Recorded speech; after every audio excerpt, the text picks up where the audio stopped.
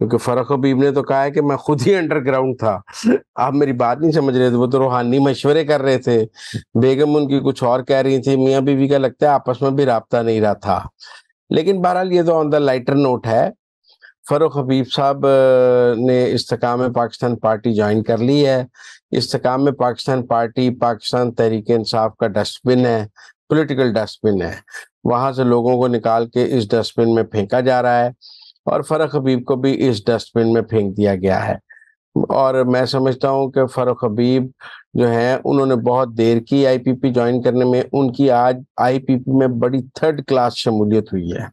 आप देखें, फर्रुख हबीब ने आईपीपी ज्वाइन की है, ना अलीम खान, ना जहांगीर तरीन, ना कोई मरकजी लीडर, ओन चौधरी और नुमान लंगड़ियाल के साथ बैठ के उन्होंने शमूलियत का ऐलान किया। लिहाजा नहायत ही थर्ड क्लास शमूलियत उन्होंने की है। इसका मतलब है कि इस्तेकाम पाकिस्तान पार्टी ने भी को भी पता है कि वो कोई दिल से हमारे पास नहीं आए, छितर खा के ही आए हैं। तो छितर खा के आने वालों की जो इज्जत की जाती है, आईपीपी ने भी उनकी वही इज्जत की है कि ओन चौधरी और नुमान लंगड़ियाल के साथ बैठ के शामिल करा दिया है।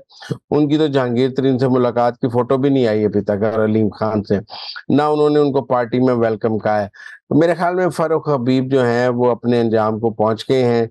उनका आईपीपी में भी कोई फ्यूचर नहीं, उनका पीटीआई में भी कोई फ्यूचर नहीं।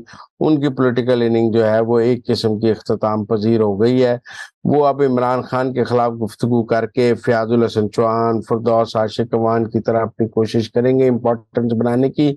लेकिन वो जगह भी आईपीपी में फिल हो चुकी हैं, अब उनकी शायद वो जगह भी वहां पर नहीं है। मुज़म्मिल साहब, उन्होंने ये भी कहा है कि इस्तेकाम पाकिस्तान पार्टी को ज्वाइन करने के फैसले में जो है वो कुछ रूहानी लोगों ने जो है वो उनकी मदद की है। तो ये रूहानी लोग कौन है? क्योंकि नवाज शरीफ साहब भी हलाई महलूक कहा करते थे। हाँ, वो जो नजर नहीं आते ना, वो जो जी। नजर नहीं आते, वो जो होते हैं और नजर नहीं आते, और वो जो जब नजर आते हैं तो फिर आपको कुछ नजर नहीं आता। जब वो आपके सामने आते हैं तो आपकी आंखें बंद हो जाती हैं, और जब आपकी आंखें खुलती हैं तो वो गायब हो जाते हैं। ये वही रूहानी लोग हैं जिन्होंने उन्हें समझाया है कि भाई फौरन इस्तेकाम पाकिस्तान पार्टी की डस्टबिन में छलांग लगा दो। तो बहरहाल मैं समझता हूँ कि ये सियासत के जाली पलवान थे। फर्रुख हबीब समेत किसी की इज्जत महफूज नहीं थी। बदतमीजी का कल्चर इन्होंने दिया। आज इमरान खान को बुरा भला कहते हैं, ये इनके मुंह से कम गालियां निकलती थी। आज फर्रुख हबीब के पुराने वीडियोस चल रहे हैं ना, छोड़ेंगे नहीं, फाड़ लाएंगे, मार देंगे। जाली से पलवान है। इस मुल्क में सियासी कारकुनों ने कोड़े भी खाए हैं, साल हर साल जेलें भी काटी हैं, गायब भी रहे हैं, घर वालों को उनका पता भी नहीं लगा था, किले में रहे हैं, तशद्दुद होता रहा है, लोग माजूर हो गए हैं। लेकिन किसी ने ऐसी प्रेस कॉन्फ्रेंसें और ऐसे इंटरव्यूज नहीं दिए कि इनके अंदर अपने मौक़िफ़ पर कायम होने की ताकत ही नहीं थी। और आप इनकी गुफ्तगू सुने, ये ऐसे कहते शो करते थे जैसे ये लोहे के पहलवान है, और अंदर से निकले के रुई का गद्दा। बड़ा अफसोस है कि इन लोगों के अंदर अगर स्टैंड लेने की हिम्मत नहीं थी तो इन्हें इतनी बढ़ बढ़ के बातें ही नहीं करनी चाहिए थी। इन्होंने लोगों की पगड़ियां उछाल दी, लोगों के नाम लेते थे, लोगों के कैरेक्टर असैसिनेशन करते थे, और अपने अंदर 7 दिन सहने की जरूरत नहीं थी। अफसोस का मुकाम है। लेकिन मुज़म्मिल साहब, 9 मई के वाक़ये के बाद अब तक 358 अफ़राद जो है वो पीटीआई को खैरबाद कह चुके हैं। तो इनका आगे सियासी मुस्तक़बिल क्या होगा? और दूसरा ये बताएँ कि ये शेख रशीद के इंटरव्यू के रिकॉर्ड होने की भी एतराज़ है। अंदर की खबर क्या है? देखिए, आप मेरी बात समझे। लोग कहते हैं कि जी इमरान खान को इनके जाने का कोई फर्क नहीं पड़ता। आप इसकी ये मिसाल समझें कि अगर आपके पास कारोबार के लिए पैसा होना बहुत जरूरी है, लेकिन सिर्फ पैसा जो है वो कारोबार की कामयाबी की जमानत नहीं है। इसी तरह पाकिस्तान के इंतखाबी निज़ाम में जहाँ वोट बैंक की अहमियत है, वहाँ इंतखाबी उम्मीदवारान की भी अहमियत है। अगर आपका पार्टी वोट बैंक है और आपका उम्मीदवार बुरा है तो आप सीट हार जाएंगे। अगर आपके पास वोट बैंक नहीं है और उम्मीदवार अच्छा है तो भी हार जाएंगे।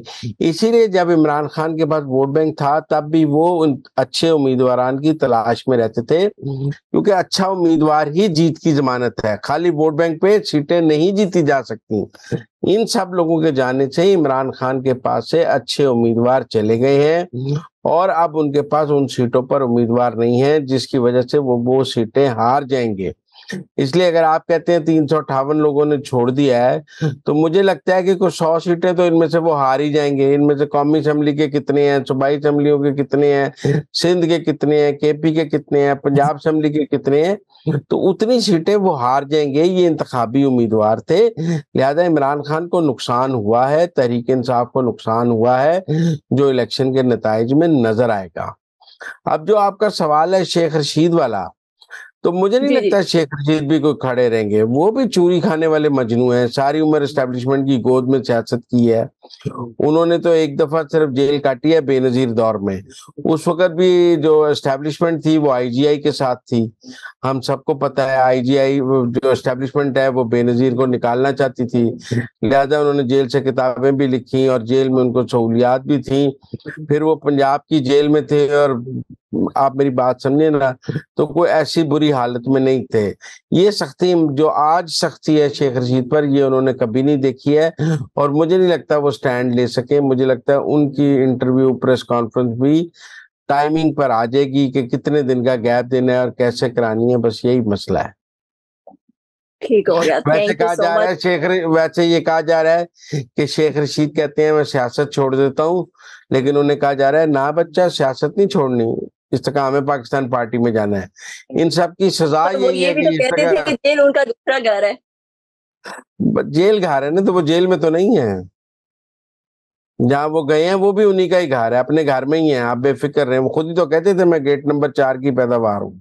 ठीक है, thank you so much Muzammil साहब कि आपने हमें अंदर की खबरों से बाखबर किया। इसके साथ ही मुझे इजाज़त दें। अल्लाह हाफ़िज़।